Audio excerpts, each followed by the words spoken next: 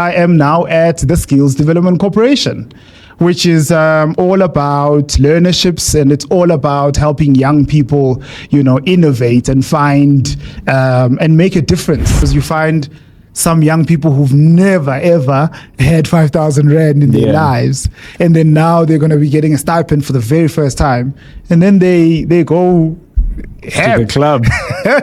Yes, young people. I mean, there's a lot of things that they can do. Yeah. Exactly. What is the average amount that a learner can expect to make as a stipend? So at SDC, it's 4,020 rand minimum. And then it can go up to 9,000 rand and slightly over that.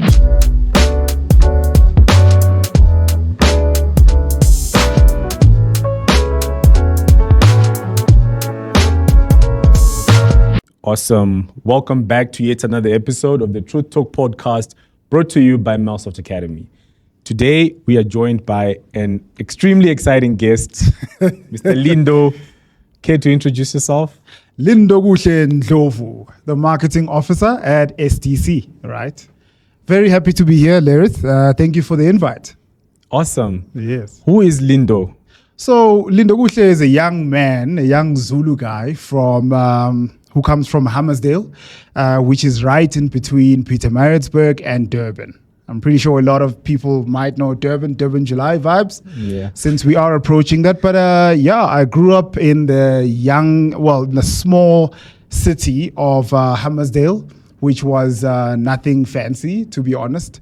And then I did my high school in Newcastle, which is the northern part of KZN. And I've just always loved stories, and I've always been drawn to, your drama, your conversationalist, like the legendary Oprah show. When Vegeta was on, I was the guy waiting for the Oprah Winfrey show. Excited to deep dive into different types of conversations. Particularly those that had to do with Black people and African stories. Yeah, so from then on, I eventually, just by chance fell into marketing because actually a mentor of mine is a brand strategist. And I was just drawn to the success that this guy had just, made in his life. And he's a young guy who's a brand strategist. So I eventually went to Vega. In Durban? I actually started at Vega in Randburg. And then I also was transferred to Durban because of the situation of affordability, and I just wanted to be closer to home. And, so I did transfer and move back home, saved up on rent, times were tough. It's always a good thing to move back home if you can. If you can, definitely. And I think it definitely brought back perspective. As to what do I really want and who do I really want to become. And so when I did explore the opportunities of coming back to Joburg, I was conflicted between going to agency life, or just continuously doing corporate. And luckily enough, I ended up at AB in Bev, which was SAB. Is it the SAB, the South African breweries? The South African breweries. Okay. And then I ended up in that company where I can say that I really, really learned a lot in terms of, creation and making sure that briefs, get executed very well. And then short story, long story, I am now at the Skills Development Corporation, which is all about learnerships, and it's all about helping young people, innovate and find and make a difference, in their lives, and help them to make a difference wherever they are. Interesting. Growing up in Durban and being around the KZN area, what is it like? What do people in that region aspire to be like? Who do they look up to? Who are the role models in that region? Emalokishini, obviously, it used to be when I was growing up. I'm 31 now. So it used to be, when I was younger, it used to be the guy that had the flashiest car, but we didn't know what he really did, right? So no one really knew, but chances were, they were involved in different types of different businesses. Yeah. You're and saying the it's in a very taxi business as candid well. way. But Definitely. Okay. And the taxi business as well, entrepreneurs, you had your superstars, your diras, which were the role models, because that's who we saw growing Yeah. up. We saw the young guys doing well in music, and we thought that was one way to get the bag, But I must say, Durban's quite a beautiful place. It's a great place to grow up. Yeah. And how did it prepare you for your career growing up in that sort of environment? Are there things that you learned in that environment that are helping you in your current role? Man, just to be streetwise, I must say, like being from Durban, anything can happen at any time. If you're in the city and you're in town, I'm telling you, and you've got your phone up, or you've got your phone, you're texting on your phone, it'll disappear, my guy. It disappears. So that's always been Durban. That's always been South Beach, I must say the muscle to be that guy that moves past bad things that happen quicker, and then on to the next thing, because it was all about the hustle. Yeah. So I would say combining education and the creativity that I now have with the street smart, I'm able to. That's why I think in my role now I'm able to resonate with people from Emalokshin, to resonate with the young guys that that still have that burning desire and dream, Yeah. And it just takes a second. It just takes a hello to recognize. Yeah. Interesting. Nah, that's pretty cool. Okay, so let's talk about your current role at SDC. For those that don't know, what is SDC? What do you guys do there? Sure. So it stands for the Skills Development Corporation, which is a group of a number of entities.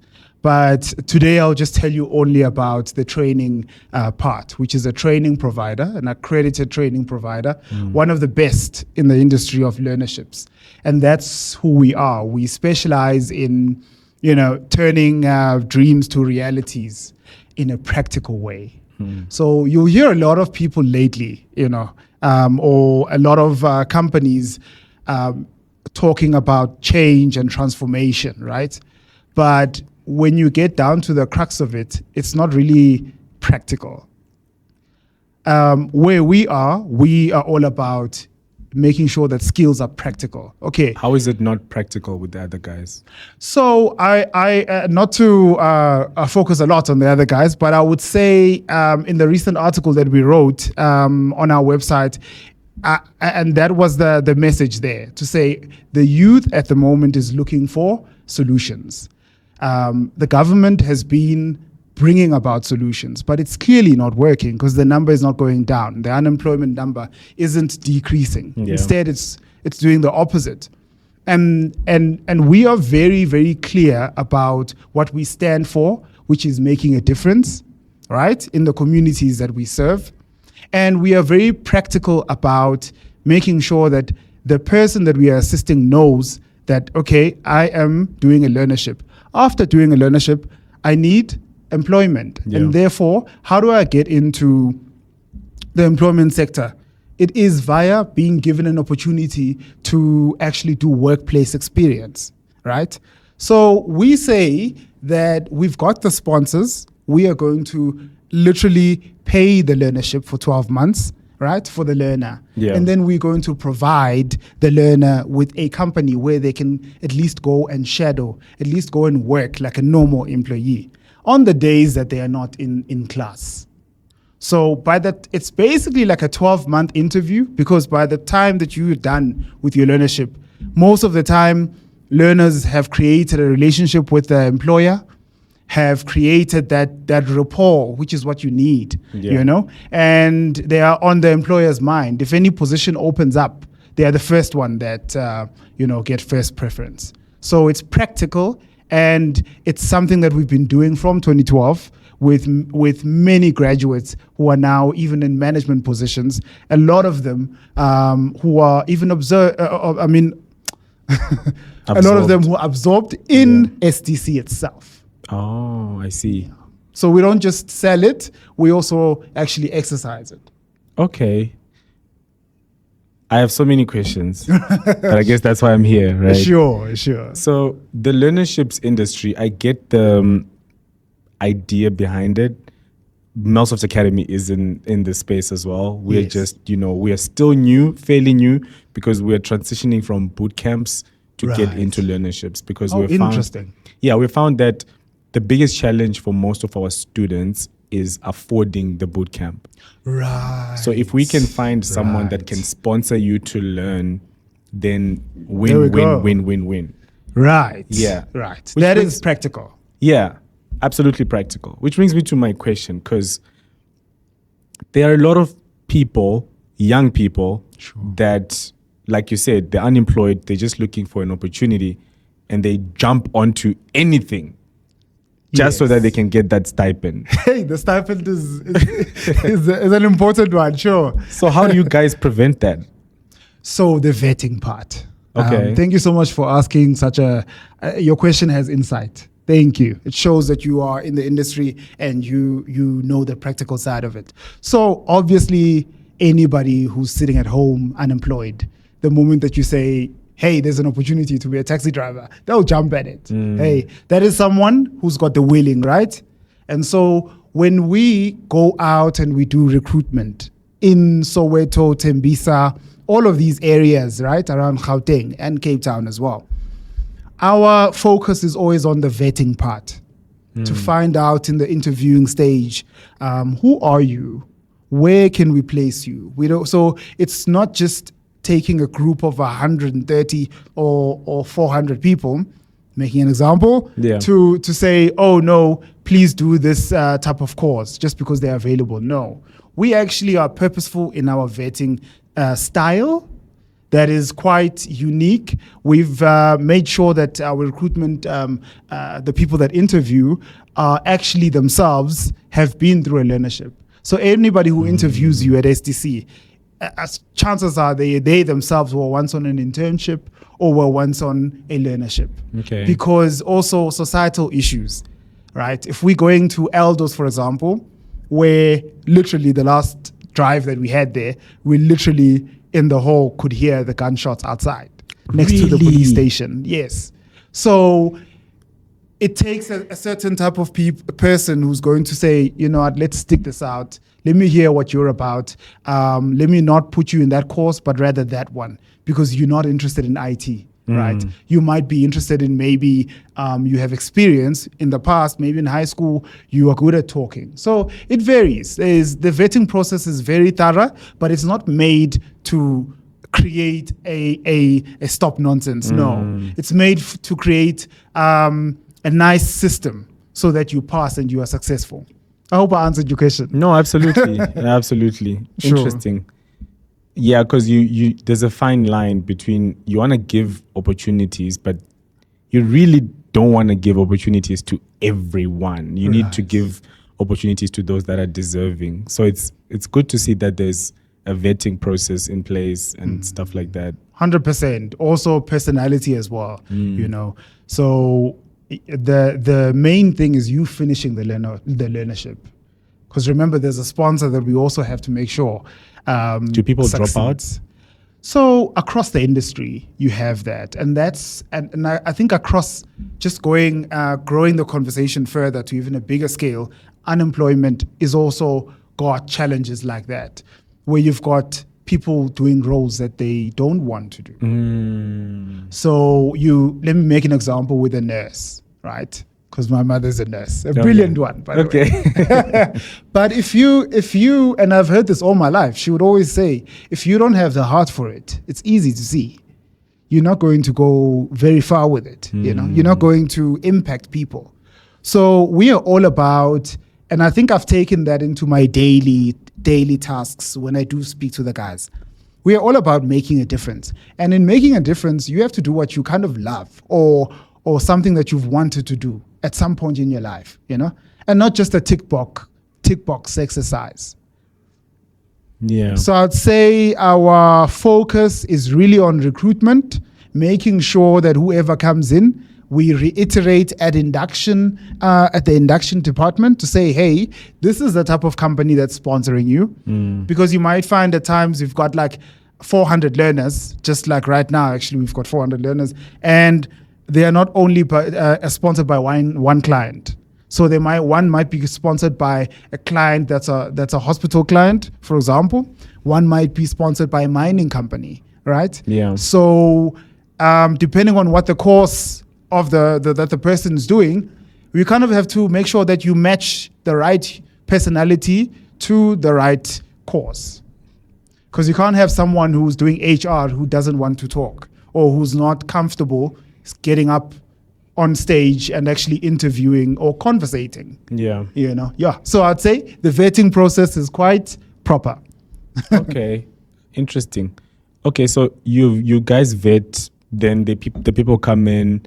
Like you said, it's natural attrition. Some people will drop out because maybe something that they actually really wanted comes up.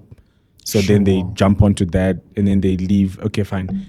Sure. Some people, that's a good point. Yeah. It's a good point. So you might find high school learners who were doing high school maybe in 2020 last year, and then now they just don't have opportunities, right? So even how we apply, we have that on your file to find out, did we meet you in Soweto at the drive? So we've literally got in the application process a line where you can actually write where you found out about us, so that it gives us more insights, right? Because also we are dealing with learners who are living with disability, right? Which makes the process much more sensitive, right? That's why we need to know more about you, get to know where you're staying at the moment. Have you worked before, in order for us to, when we are faced with challenges, can respond accordingly. For example, you might find someone who's got epilepsy who takes certain kind of medicine. If in the classroom the aircon is too hot, it triggers the epilepsy. You see? Yeah. So that's why we need to, from the word go, when we meet you in Soweto, for example, at the drive, we then take time to interview and get to know more about you, so that we know who's your support structure. Yeah. So that when you are in the learnership and you get taking a stipend of, let's say, 9,000 Rand, you kind of like have been taken through the training of how to deal with money, right? Because you find some young people who've never, ever had 5,000 Rand in their lives. And then now they're going to be getting a stipend for the very first time. And then they go to the club. Yes, young people. I mean, there's a lot of things that they can do. Yeah. Exactly. And we've got like 4,500 different personalities on campus. So you can imagine. So that's why I would reiterate that in our vetting process, we've got well-put professionals who have the heart for it, who know how to respond. So at the end of the learnership, what are the typical placement rates to full-time employment when they're done? I would say between 60 to 70%. And that's also supported by how much our clients keep coming back and how much we keep growing our clients. We have over 300 clients. Wow. Yeah, that's a lot of clients. That's a lot of clients that want to see where their learners are. Yeah. That visit our campus. A lot of them are obviously around Sandton because it's your generic clients. Some companies that make over 50 million a year, you know. So you get some clients that are really keen and some clients that would like to come and see the graduation themselves. So that's why our space and our facilities are top notch and they allow for that to happen.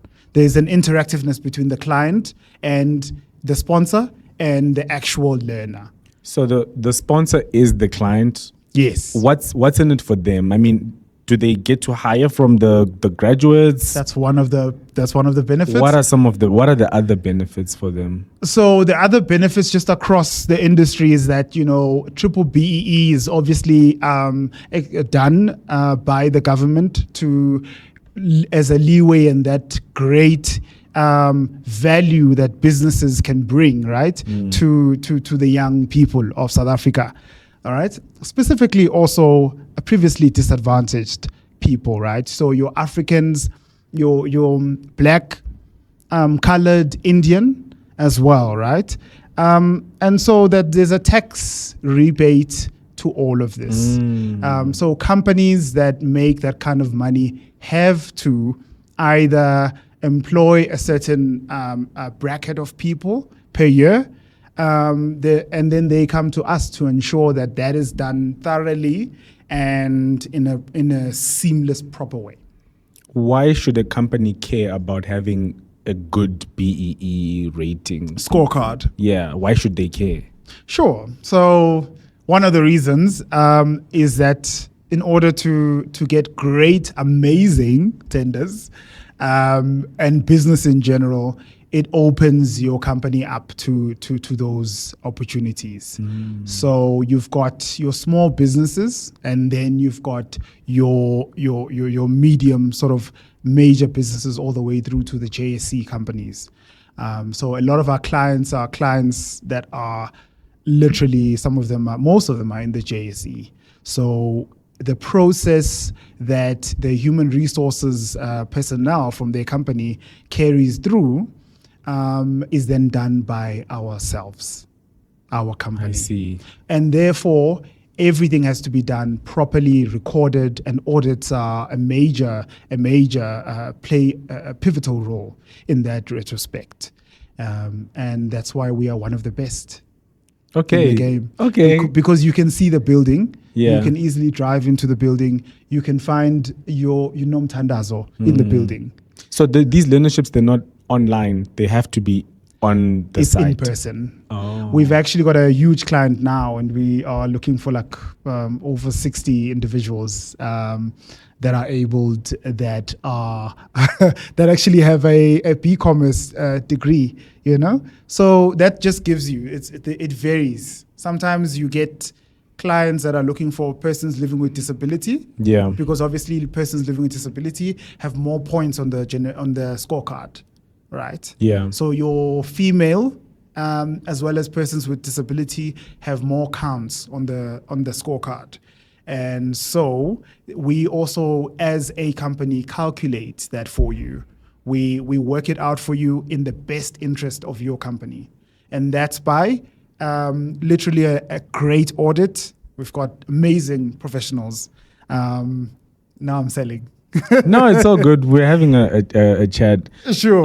I just wanna go back to TripleBE. Sure. It's an extremely sensitive subject, and it was in the headlines about a month ago when Elon, Oh God, yes. himself, wanted to Yes. bring his Starlink here, and the only reason why South Africa doesn't have Starlink is because Elon does not want to adhere to the BEE codes and the regulations.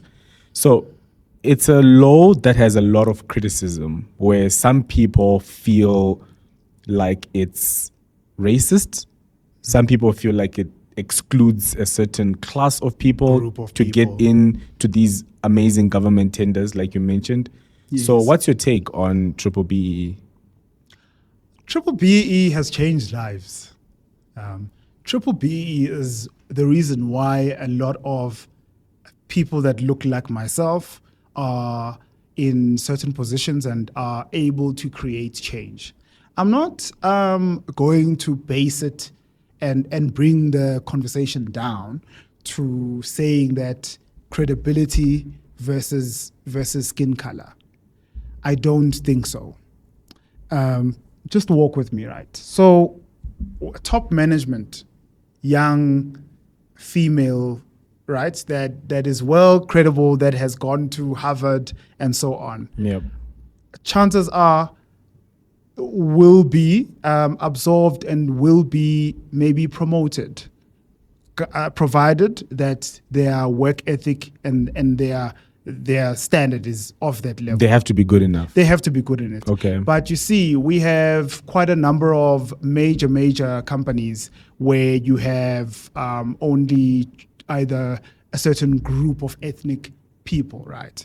And the leveling the playing field, because of what has happened in the past in our country, is only right.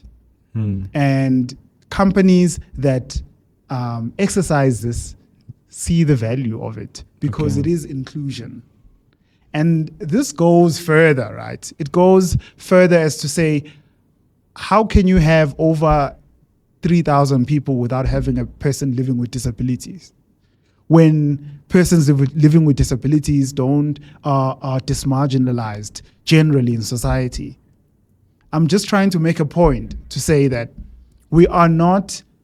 unfortunately, we are not a developed country as yet. We've had issues in the past, but we've had such a positive approach to them with obviously the Rainbow Nation, and the promise, Mandela's promise, and the promise of our forefathers to say we are going to change the narrative and we're going to be included in all offices and in all states.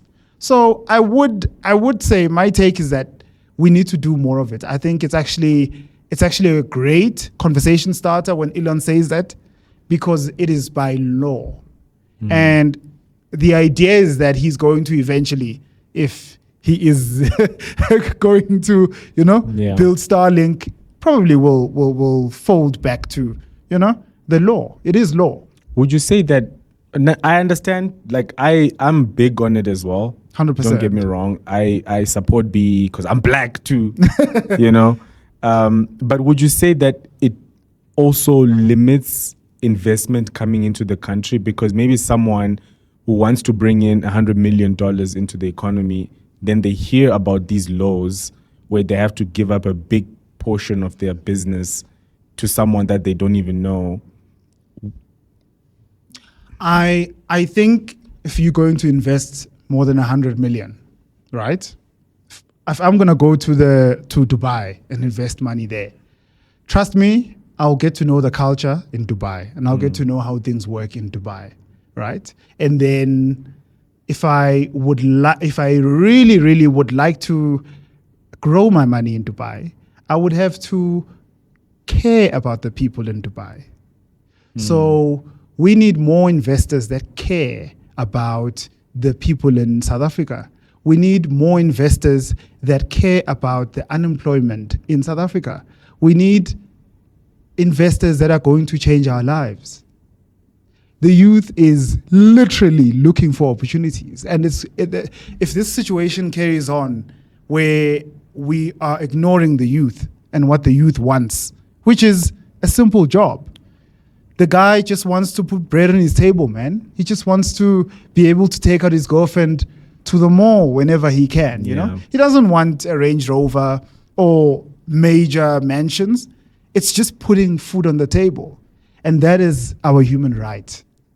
And therefore, whoever invests in South Africa needs to want to make that happen. Yeah. That's my take on it. No, it's an interesting take. It's an interesting take indeed. Okay. What's your take? Oh, you're flipping the script. I believe in free market. Let the best man win. If I was in charge, let the best man win. 100%. Whoever has the best contract, whoever has the best product, whoever has the best marketing, that person should get the job. Right. So I would invest. Yes, I understand where you're coming from. Let's make it more accessible for our people that have been marginalized. How can we do that? Let's improve the education services that our young people are getting. Let's invest more education in entrepreneurs. Let's invest in education. Absolutely. So that when it's time now to bid for that contract, we are at the same level. 100%. If 100%. I was president... Who knows? Maybe one day. Who knows? Maybe one day. Also, it's like, okay, skills. Yeah. Thabo, I'm making an example, by the way, with these names. Thabo, an example. Thabo, who is in Mpumalanga, who works for the coal company.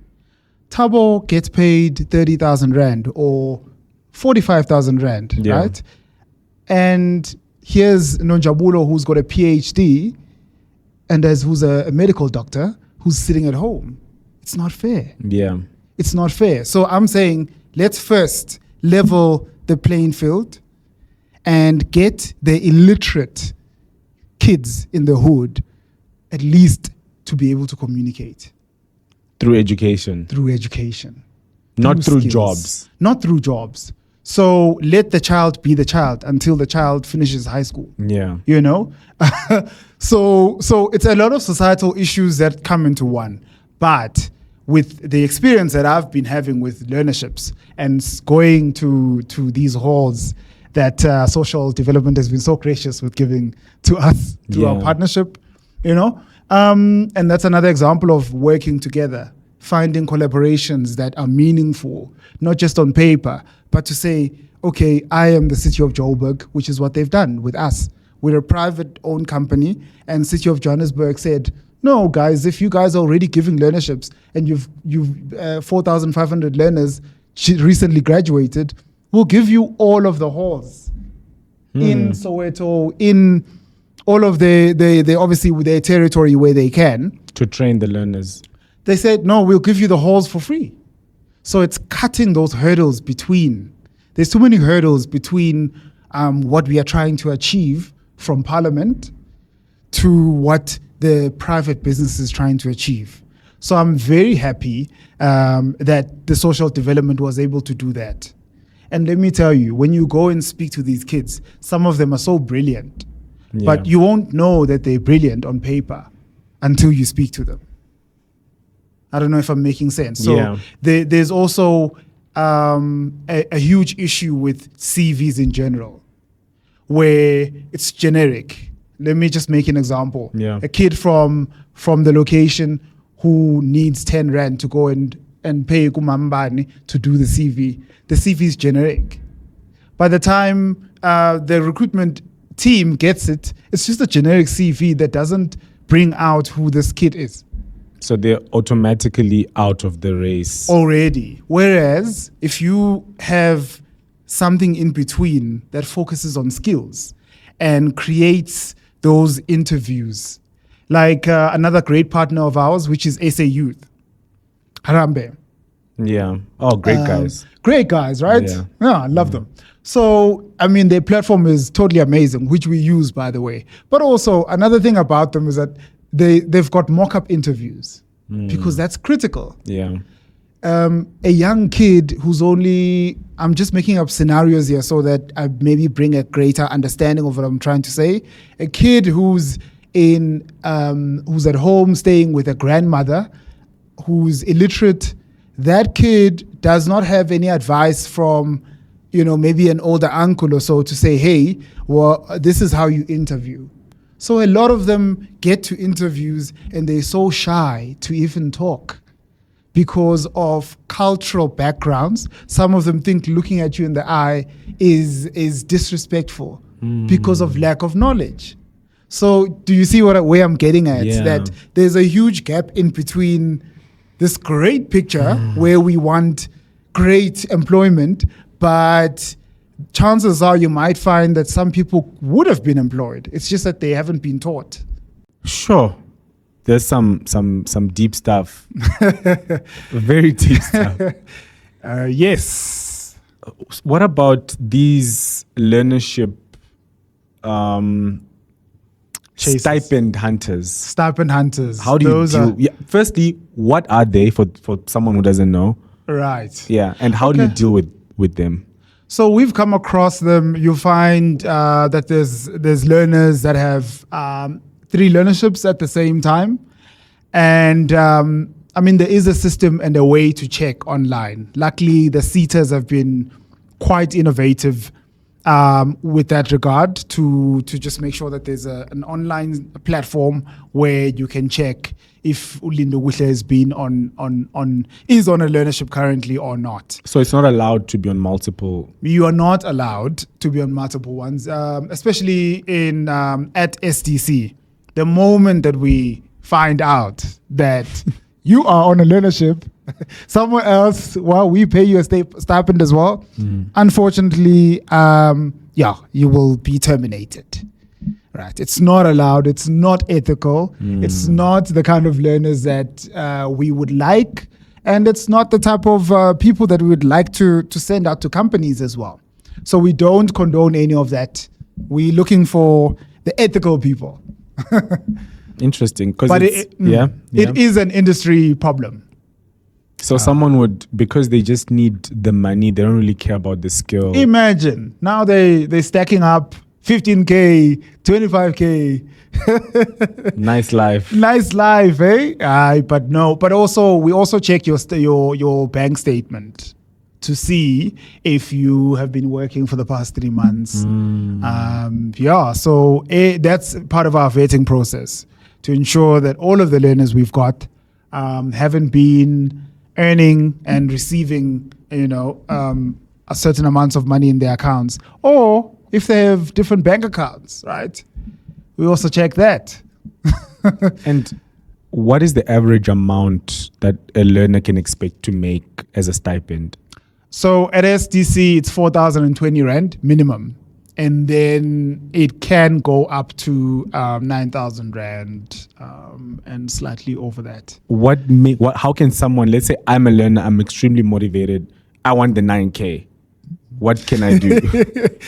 Unfortunately, it doesn't work like that. Okay. It works depending on the sponsor and how much the sponsor is paying you for a stipend, because remember, the stipend is to support you in your transport, in your transportation costs, right? It's not for what do you call this?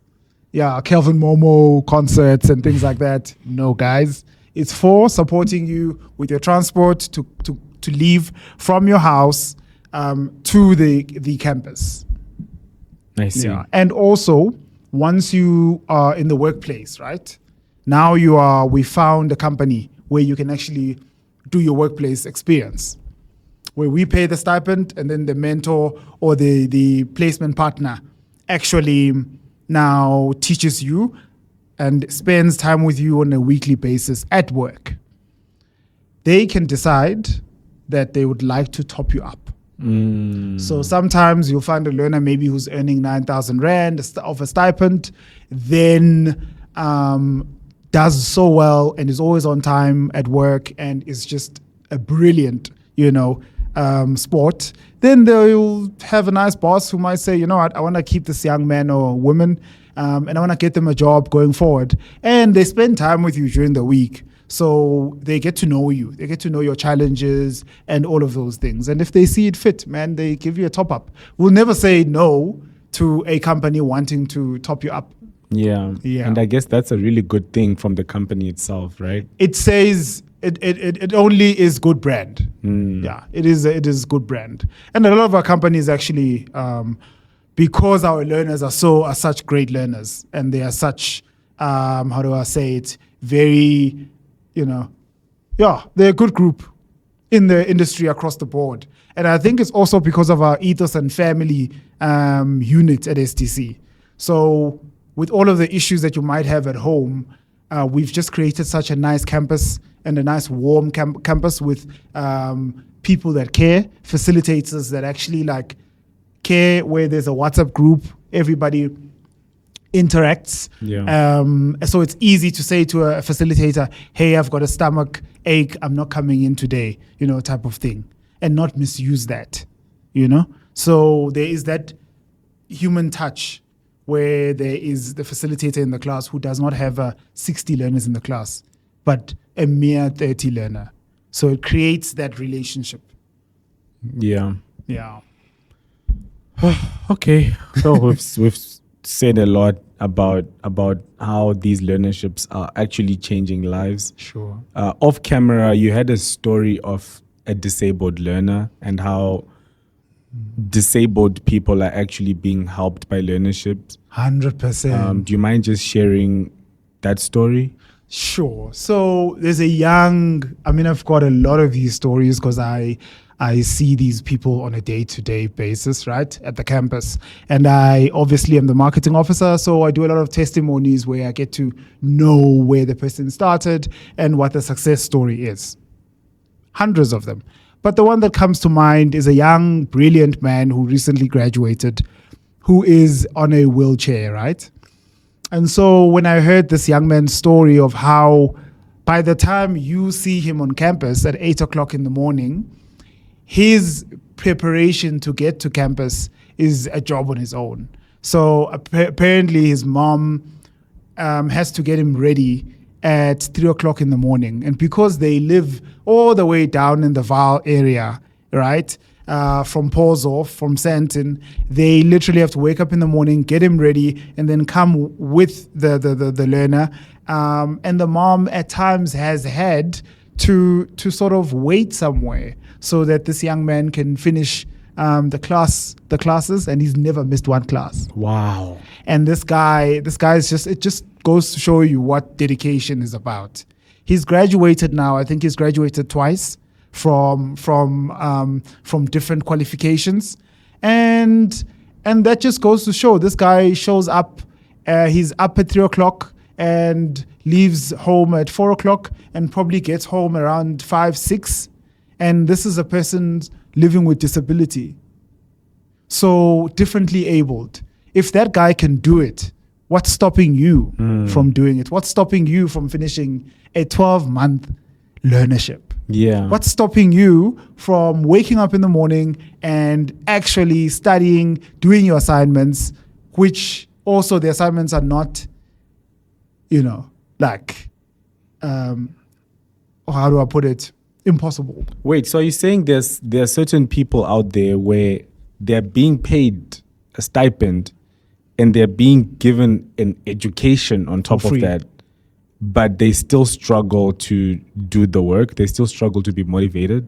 It's across the board. And I know this going into the communities where I go to, speaking to the counselors.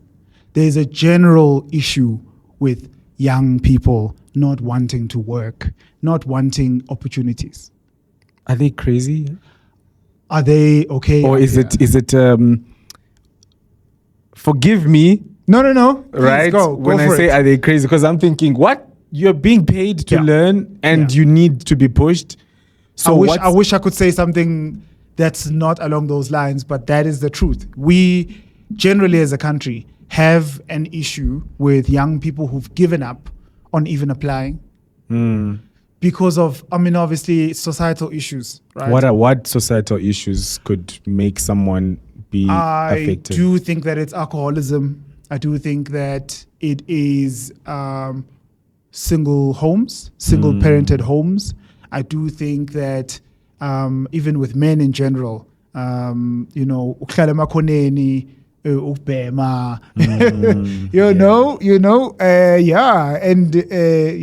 that's the reality. You hear this when you go in there and you speak to the counselors, and they'll tell you, it's a struggle to get the young guys out to come and to your drives, So a lot of them, you find, which is females that are like, I've already got 2 children. I need to get this back. I need to get the stipend, And then in the interviewing process, one has to calm the person down to say, okay, yes, you might be under pressure. Mara, are you going to be okay with IT? Are you going to be its own right? challenge? Yeah, but luckily with us, it's soft skills.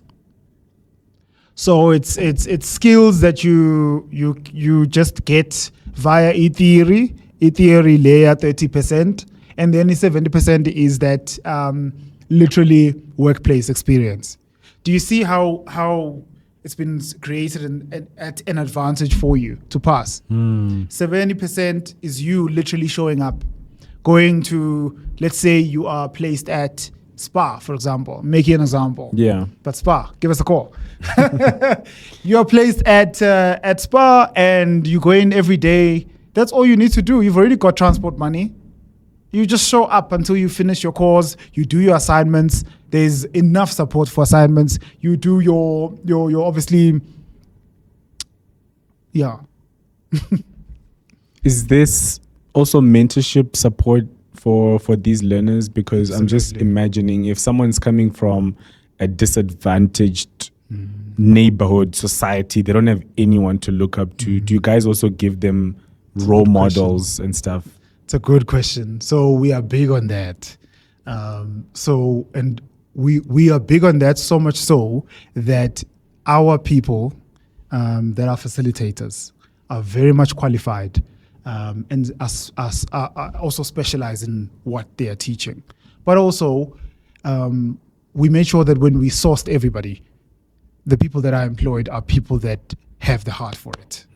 Yeah, people that want to go the extra mile to ensure that those who seem more interested or who have interest, they can kind of look up to. There's a fine line between being a facilitator and being that friend, you know? So because it's all groups and the learnerships are merely for a year, they kind of start to have that unity in the class and they hold each other accountable. But more so, we have actual mentors that are called mentors within the structure. So you have your facilitator and then you actually have a mentor. Okay. So if you need assistance with certain things like schoolwork and so on, you may ask that mentor. They stand as support for that. We also have great partnership with TVET colleges, where some of the colleges, because they don't have the facilities in their colleges, they've actually partnered up with us, and then they actually come to our campus. Because we've got the computers, we've got all of the equipment, and all of the top-notch facilities. They have the best everything, right? The best everything, I'm telling you. And making a difference at the same time. Yeah. Because that's what we like doing, making a difference at the same time. We want stories of young people being in management positions and saying, hey, can I take 30 learners from you to come and work in my department? There's also that, which is placement, right? Yeah. Where you as a company can actually give us a call and say, you're looking for 5 learners. We pay them the stipend. You teach them just the day-to-day of how it is at the workplace, and then fill in their logbook. Wait, so are you saying as a small business owner Yes. that needs people, Yes. I can come to you and say, hey, I need 5 junior developers, for example, Absolutely. fully funded. Absolutely. Well, what will happen is, depending on the qualification, so we'll find some learners for you that are suitable, closest to what you're looking for. So we might not have the junior creative element to it, but you might find someone who's maybe in marketing, and who just needs to be guided. Another thing I want to share with you is that the day-to-day goes a long way. You know, coming into an office, knowing where the kitchen is, knowing how to talk to a client. Remember, these are young people who've never had that. And that's what they need sometimes. They just need to see it in person instead of it in theory. And you face so much challenges, and no day is ever the same in any company. Yeah. And that's the insight that they get. Whilst we're on that, you're saying that some of these people, it's their first real exposure. So since you guys have been around since 2014? Since 2012? 2012? 2012, yeah. I'm sure you've seen a lot of different people Definitely. come in, grow. Who would you say has been your biggest success story from? They came in not knowing anything, and now maybe they're a founder or they're a manager? Or Oh my goodness. I'll tell you about the recent one that we've got up on our pages, actually. The Skills Development Corporation on LinkedIn, right? One of our, her name is Nosi, right? Nosi was literally one of the first people in the company, literally as a cleaner. She was a cleaner. And then one random day, the receptionist wasn't there and we needed a receptionist. And Nosi's just enthusiasm, you know, just her excitement, her personality, made her get that seat. And then she was a receptionist. She did a few courses. Today she's in the facilitation administrator. She just landed that role now. When she tells you, like, that she was living in a shack, sure, to today having built like a 3-bedroom house with 2 of her children. Wow. Like, I literally but there's like so many of those stories. Remember, that's the space we're in. We are in changing lives, creating, stories like that through education. So, there's a lot of stories. And this is also just, it's not to say that just because we are in the education space and training space, of course we should have those stories. No, it's a testament to how everyone in the company, it feels like a family. And therefore we have accountability in place because it feels like a family. So whenever someone's slacking, we able to say, hey, man, yo, please get up. Let's do this. Let's finish. Yeah. Yeah. But that's who we are. And we are looking at doing that more often. We are looking at going to more Indian areas. We are looking at going into more colored areas. We are looking at being known as that house that takes in, the learners and changes their lives. And we're looking for young people with fire, man. Yeah. Young people who want to change lives. I want young people who are already doing something. Are you selling fat cakes at school? You know that guy? Yeah. Well, I was that guy selling sweets and all of that. That's who we're looking for, because that guy will triple this thing. It sounds like the impact is incredible and it definitely changes lives. So is this something that you're also looking to expand into the rest of Africa as well? Because we all have the same problems as a continent. That's a beautiful question. I'm sure at some point it would lead to that.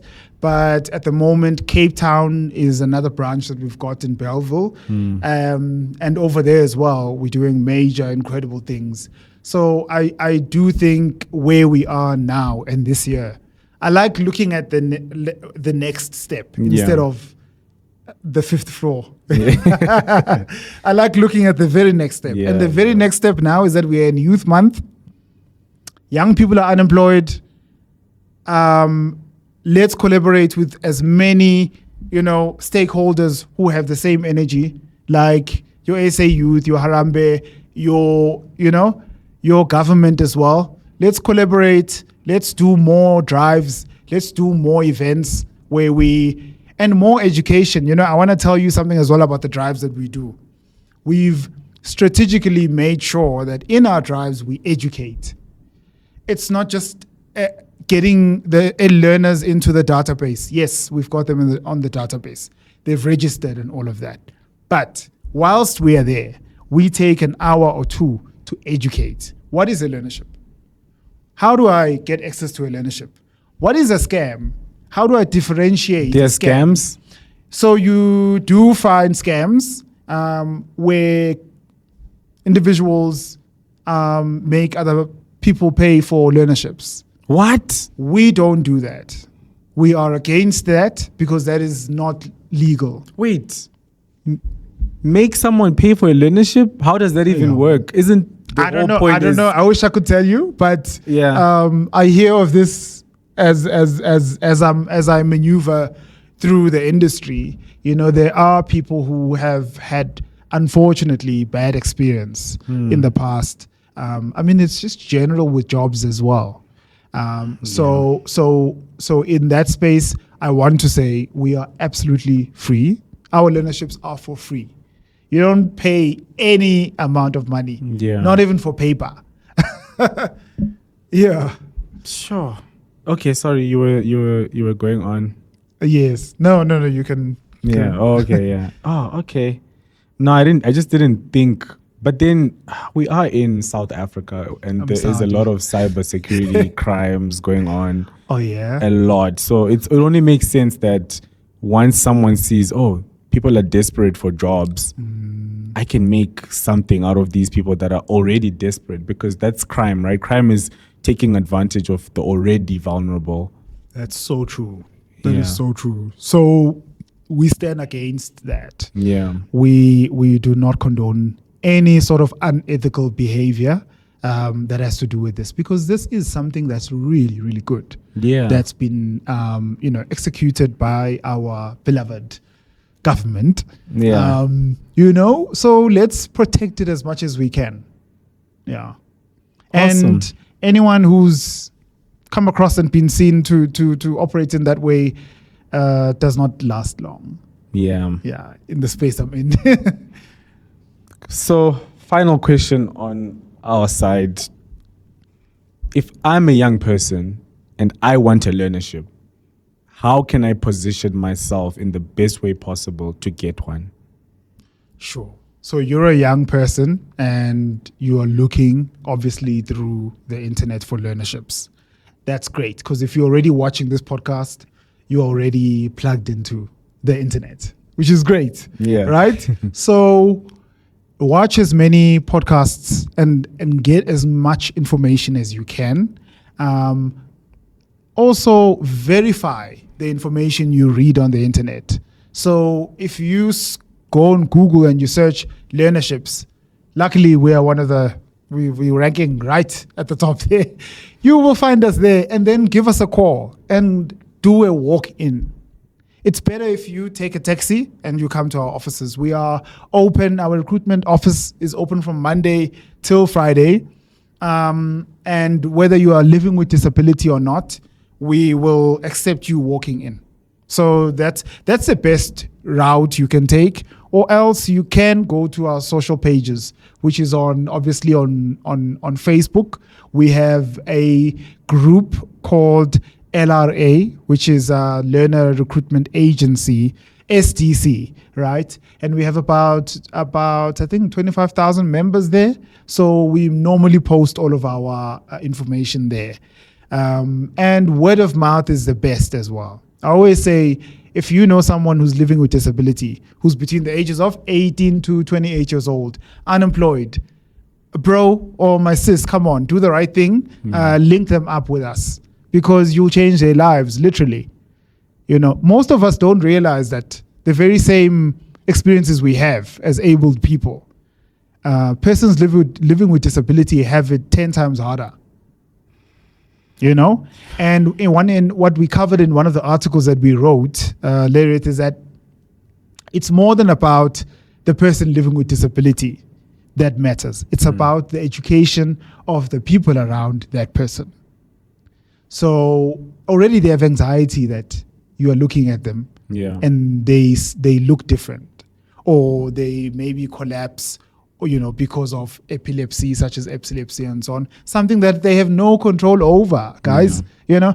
So we need to educate the people around those living with disability. It starts with the people around. Don't look down on them, but instead don't also like feel like ashamed. No, you know, they are fine. They are doing just fine. All they need is you understanding that should something happen, you know who to call, you know how to maneuver through the situation. And that is part of the education about learnerships as well.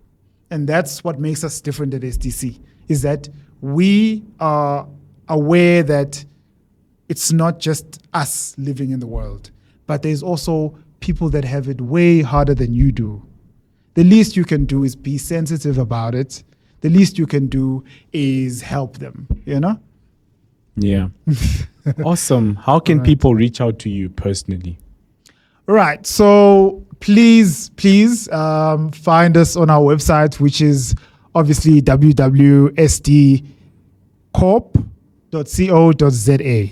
And on our website, we've literally got client or wanting to be a learner. Please follow wanting to be a learner and then apply going forward there. But if you know that, like, if you really, really need a learnership, please get on a taxi, come to our offices in 24 Achter Road in Sandton, Paulshof. So there's even a line at the rank called SDC, like an actual taxi line. Just ask for SDC, they'll show you the line. And the taxi brings you straight to our office, to our gate. And then who knows, maybe you'll get a learnership and be able to sustain yourself until you get a job. Because the aim is to get you skilled and be able to get employment so that you can support yourself. Or if you've got your own business, to learn as much as you can so that one day you can employ other people. But what I need the most is your attitude. Yeah. Every learner that comes to SDC has to have an attitude of being the winner. We don't start things and don't finish them. Yeah. We finish everything we start. Yeah. With respect and making sure that we are making a difference. And the real final word to the sponsors who make it all possible. Anything that you'd like to say to them?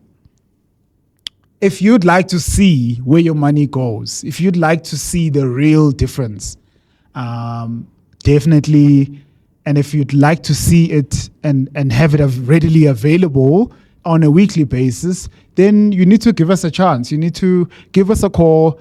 We'll arrange a meeting for you to do a walkthrough in our building, our amazing, huge building.